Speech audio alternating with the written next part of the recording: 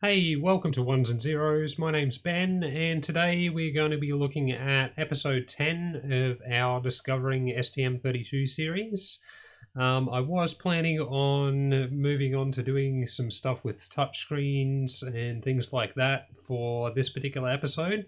However, given that there was a couple of issues with bugs and things during the last episode, I have decided to sort of just go back and have a bit of a look at some of the things that we looked at as far as fonts and stuff, fix up a couple of things that there were issues with, and sort of also have a bit more of a look at how we can go about using some of the rendering stuff that we've actually done over the previous 4 parts of the LCD display videos for this series.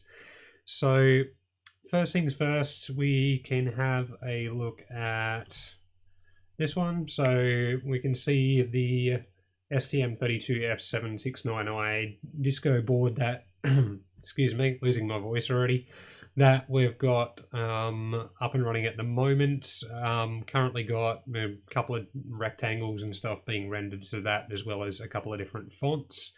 Now, one of the issues that we ran into during the last video was the fact that when we went to actually use the Dot Factory software to convert the font over to something that we could use with the microcontroller, it didn't quite go to plan.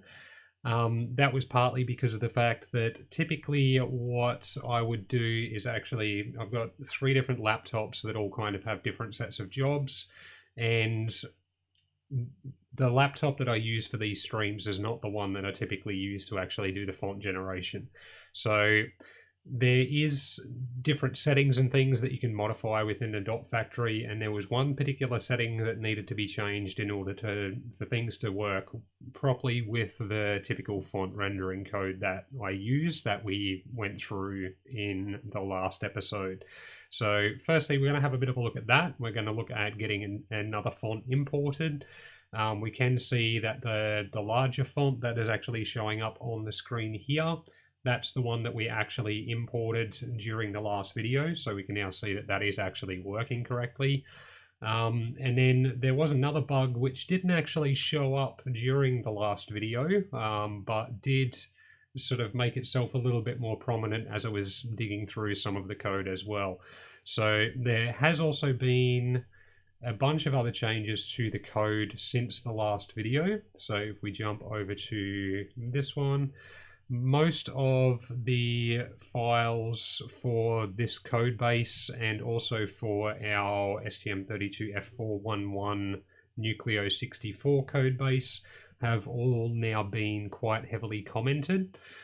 So if you're new to microcontrollers or sort of getting into the sort of stuff that I've been doing during the videos and want to get to know the code better, there's a lot more comments there sort of explaining what's going on and all of that sort of stuff. So we can see a bunch more comments here. If we jump into things like, say, our actual boot code, we can see that there's a lot more descriptions of what each part is actually doing, all of that sort of stuff as well.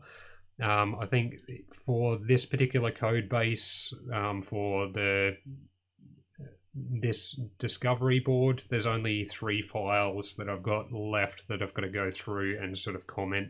There may still be a bunch of spelling errors and things like that that I've got to fix up over time, but it's also given me an opportunity to go through all of the code and improve some things along the way as well. So it's just going to make the code better for everyone.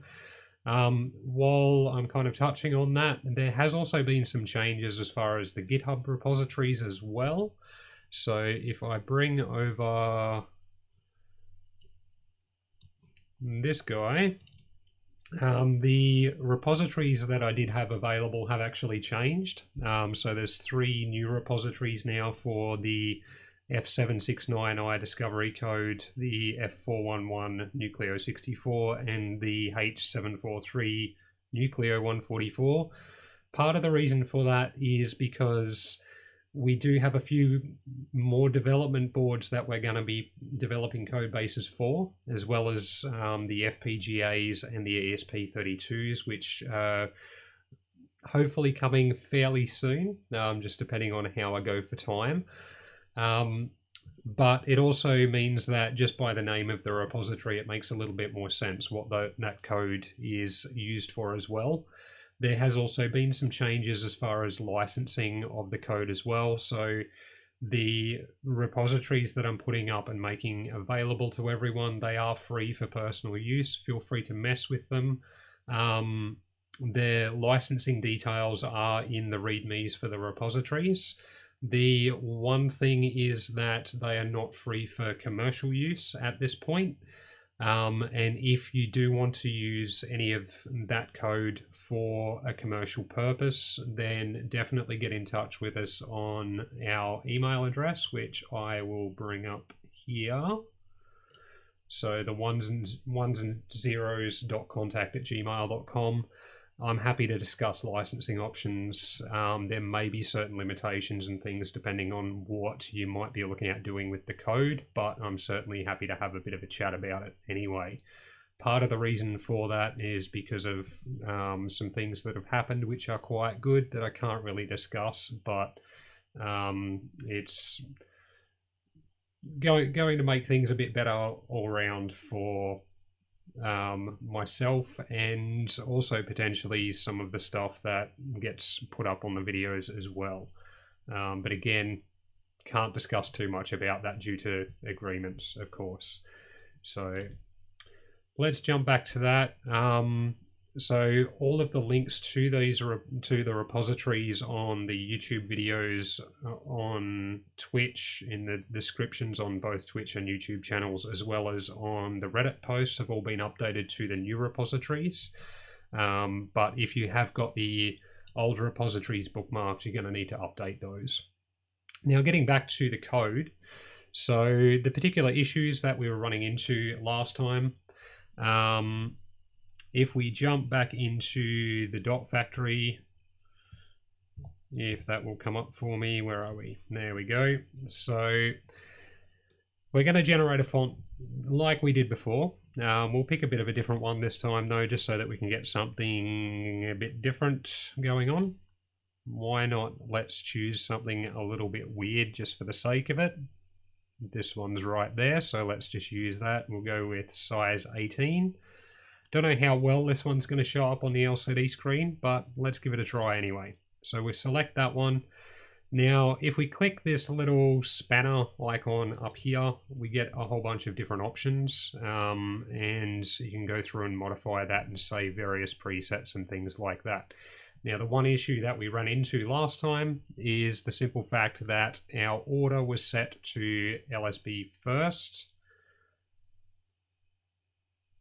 I believe.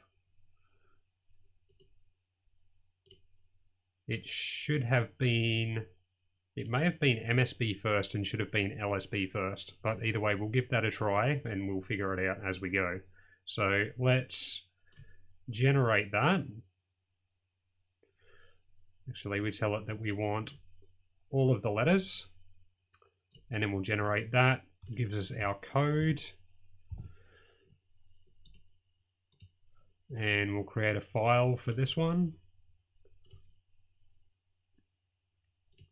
So just going to create a header for that, and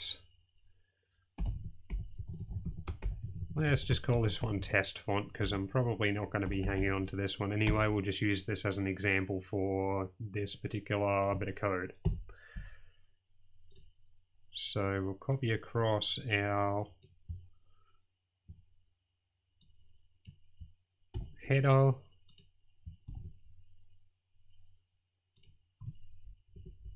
and update some of our details here.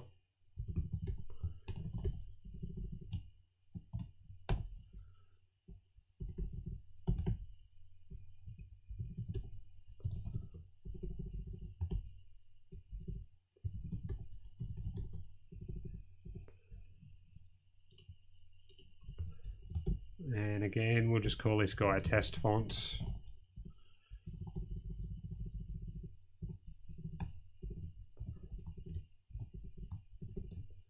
Like like so. We're also going to need to do our prevent recursive inclusion down the bottom to make sure that that all works correctly.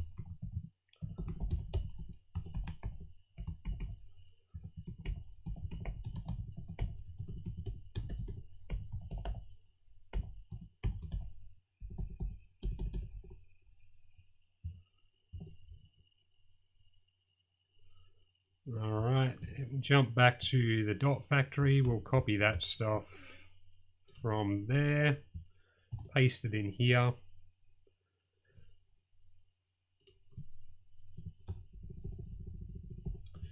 We'll grab our descriptors from the bottom, we'll paste those up the top. So we'll kind of format this the same way that we have previously.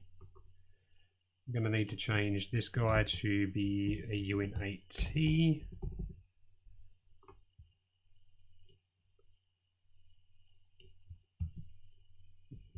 Make sure we get our naming conventions the same. So this will be QAS LCD fonts, test fonts, data. So that's our actual pixel data.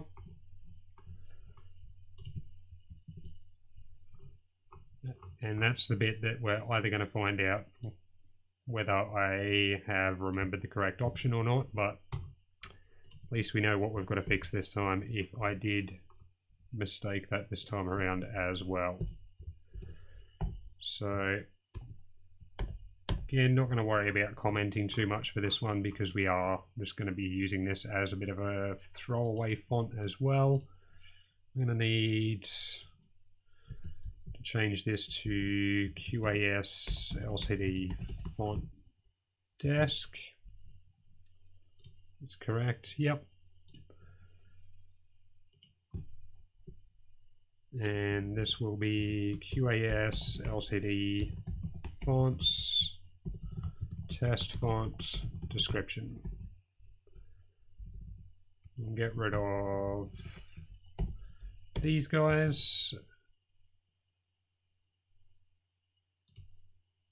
And then to make life a bit easier, we're just going to copy these three constants and pop them in here. Do a bit of a modification on these.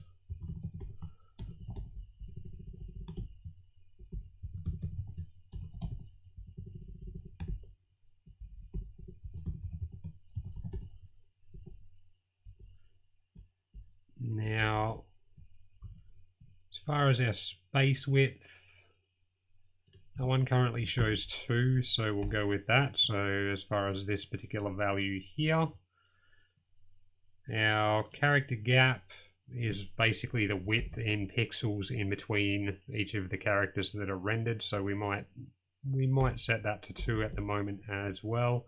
Now there is also this character height here, which is currently 4. Which is not super suitable. The easiest way I find to find the correct height is to actually go through and basically count. So we've got 1, 2, 3, 4, 5, 6, 7, 8, 9, 10, 11, 12, 13, 14, 15, 16, 17, 18, 19, 20, 21, 22, 23, 24, 25, 26 is our height in pixels. So we'll chuck that in there. Now there is other options that you can change within Dot Factory, but I find it fairly easy to do it that way anyway. So that gives us our font data set up in the file so that we can actually use it. So we've got the height in pixels of our font, the number of pixels of the space character, the number of pixels of gap in between each character. We've got our font description, which for each character basically says how wide that character is, as well as what its offset is into the array of font data.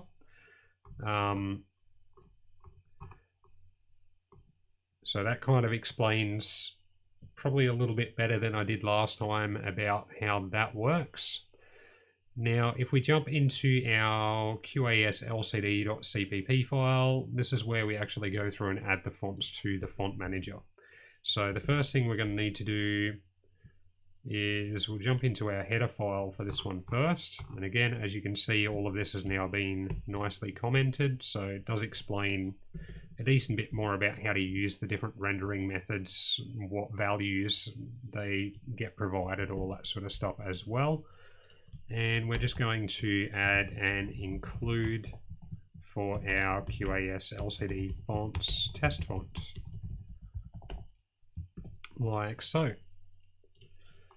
So if we jump in here now, we can now add this font to our font manager, and we're just going to call it test font in here as well. And to make life a little bit easier, let's just copy that. We'll paste that in there. Fix up our indents. Get rid of that parentheses. And let's just do a find and replace on this stuff here.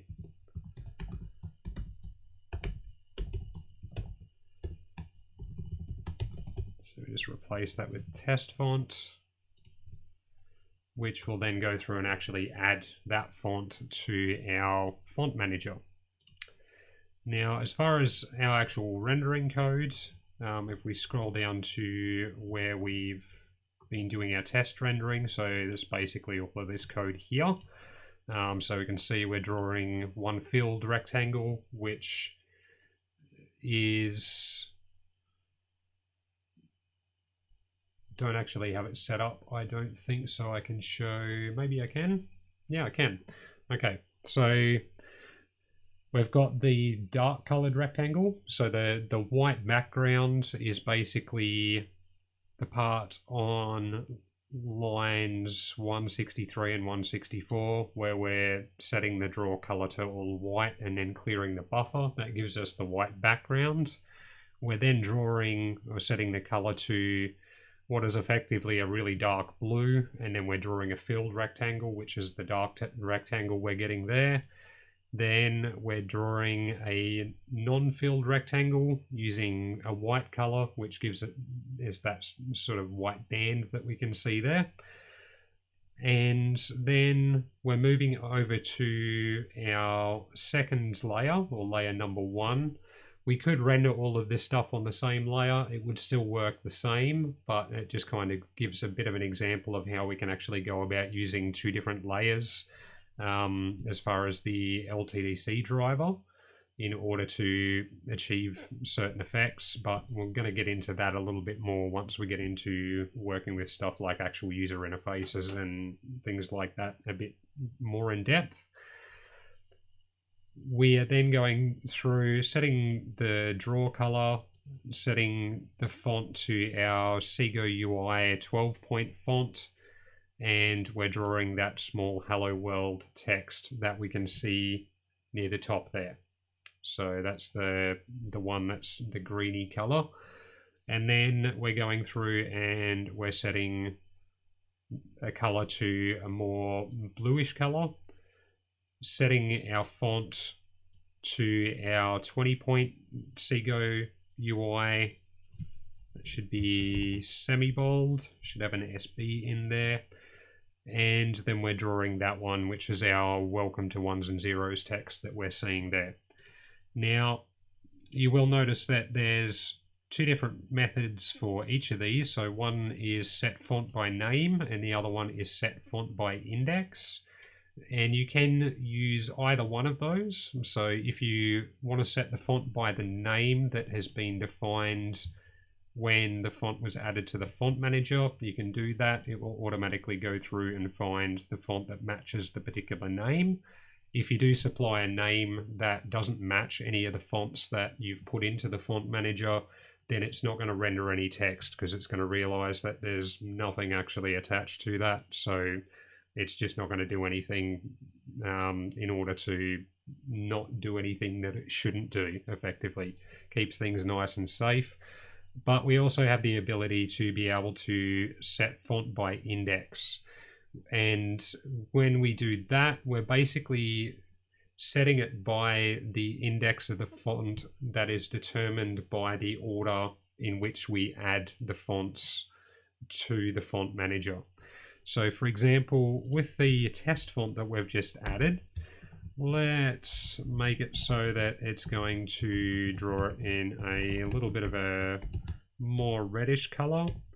So we go with FFBB for that one. Now we can go with QAS LCD set font by name and give it test font. I believe that's how we spelt it in here. Yep, that's correct. So we'll try that one to start off with, and then we'll go through and we'll tell it to draw it. Now, as mentioned in the last video, we do have a drawstring L, a drawstring C, and a drawstring R method, depending on whether you want the text left aligned, center aligned, or right aligned. So those methods are working the way they should. In this case, we're just going to stick with drawing it centered, just so it kind of matches with what we're doing. We're going to pass it a QAT vector 216 class, which provides the XY coordinates for where we want it to be drawn. So in this case, because we are drawing it using centered text, that's going to define the upper center point of where the text is going to be rendered. So we'll go with 400 because that's the middle of the screen, so the text is going to be centered on the screen. And let's just go with 350 for the Y coordinate, so it'll draw it below the welcome to ones and zeros text that we've already got. And let's just render test font. So we will build that. 0 errors, 0 warnings, always nice to see. And let's pop that onto our device.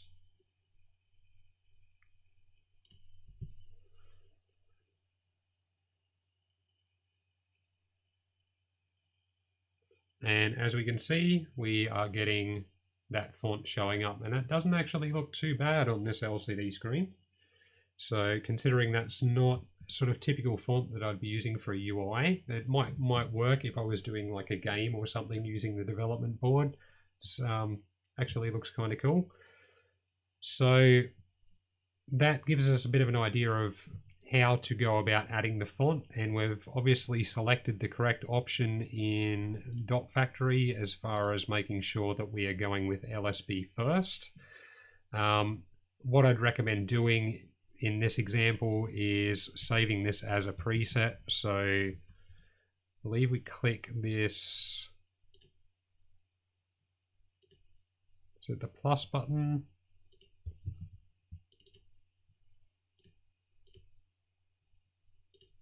Let's apply that. Go back into here. There we go. Now it'll allow me to save the preset. So let's just save that as STM32. And we'll apply that. And that way we've got that preset there ready to go for next time, which means we're not going to run into that sort of issue. Might help if I'm on the right screen. That one there. So as I was showing, we'll go through and do that again, just so that you can see that. So we'll delete that one there, apply that.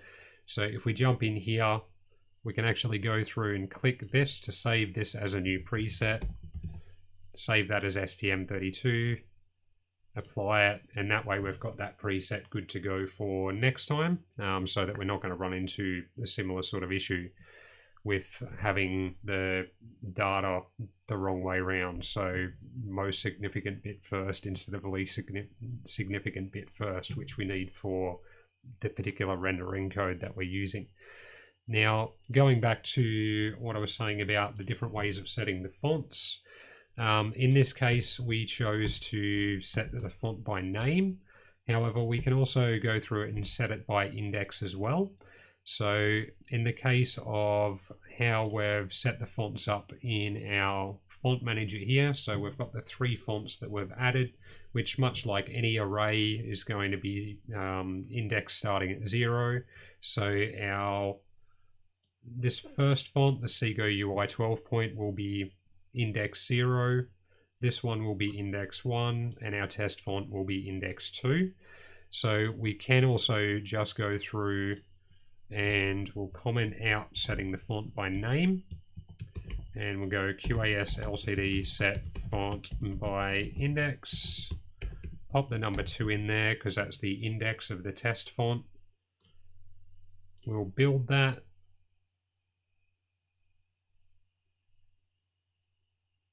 and pop that onto our device.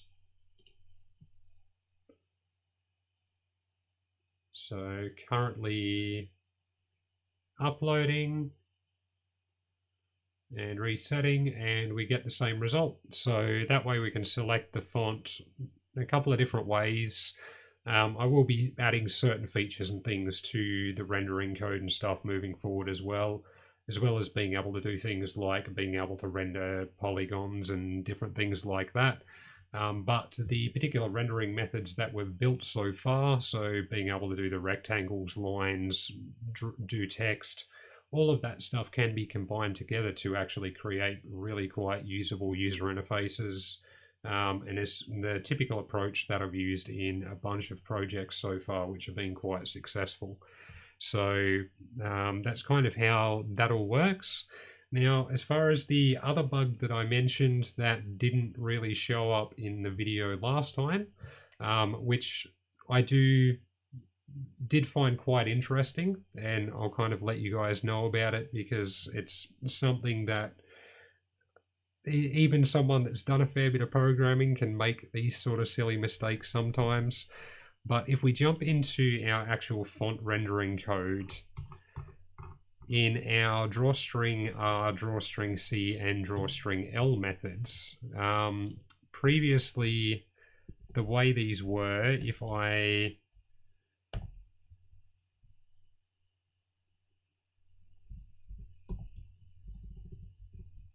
comment this out to the way it was, I believe it was like that.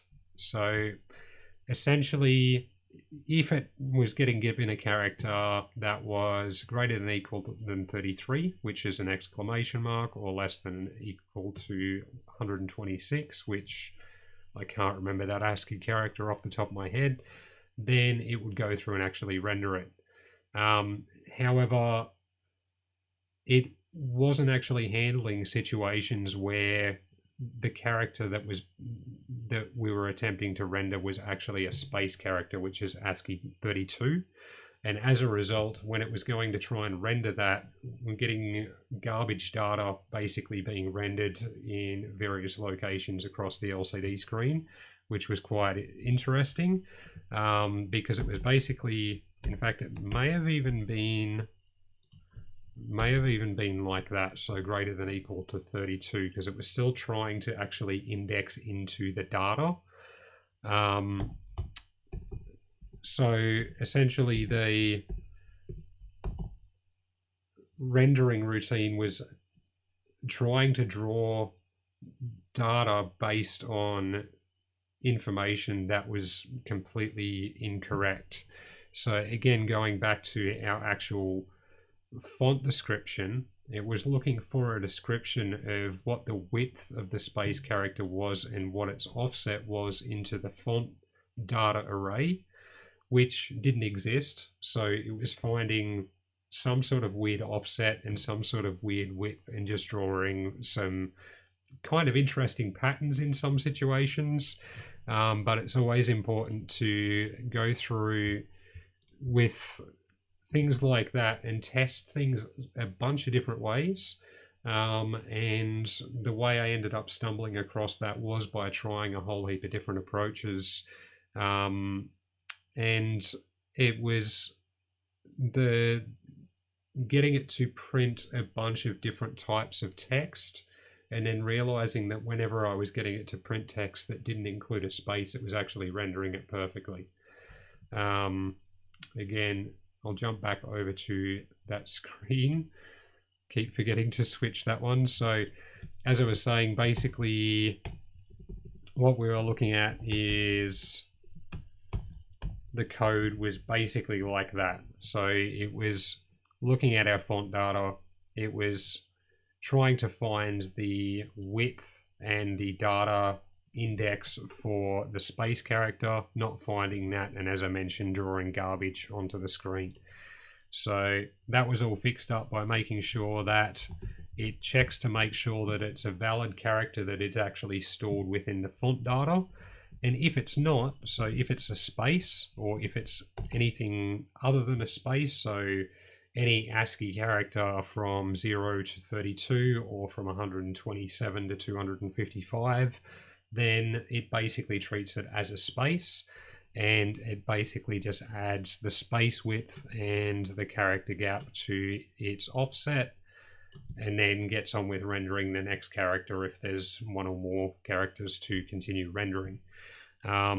Now, I am also going to start looking at doing a bit of a series of videos where we're looking at different debugging techniques, because there's a bunch of different approaches that you can take to debugging, and I personally find that the more tools that you have in that particular debugging toolbox, the more information you can gather about a particular issue that you're having and where that issue might be located, the easier it is to actually track it down. And the other sort of bit of advice that I've found over the years, aside from making sure that you remain calm, if a bug starts annoying you, walk away, go have a walk, do whatever, come back with a clear head, because if you start getting frustrated with it, you're not going to find the bug. It's just going to drive you nuts.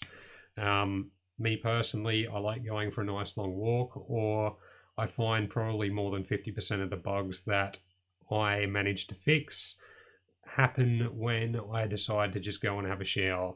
And usually at some point while I'm in the shower, that'll click in my head and I'll go, hang on a second, jump back in front of the computer and get it fixed pretty much straight away. So remaining calm, super important. But again, we'll start to look at some of the various different techniques. The other bit of advice that I was going to mention as far as trying to track down bugs is that if you keep looking through a bunch of different aspects of the code and you're not seeing it, and you've checked that bit of code 3 or 4 or 5 times, stop looking in that spot, because that's not where the bug is. And it's surprising the amount of times when your brain is kind of sitting there focusing on a particular thing where it's going, based on the behavior I'm seeing, this is where I believe the bug should be, but that's not where it is. It's actually something completely different that might be playing on that in a really weird way that might be causing the issue. So, but again, we'll get into a bit more depth of that as far as some of the debugging videos that we'll start to look at when I start to look at releasing that series, which hopefully I'll be doing the first video of that one in the next maybe 2 or 3 weeks, depending on how we go. But that's the font rendering stuff all working.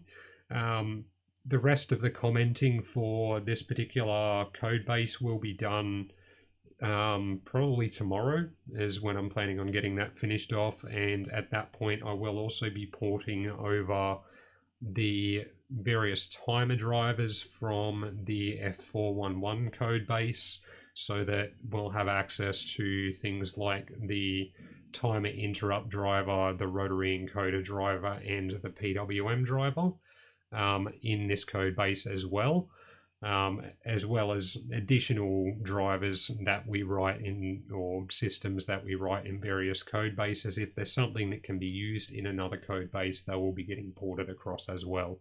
So hope you found that interesting.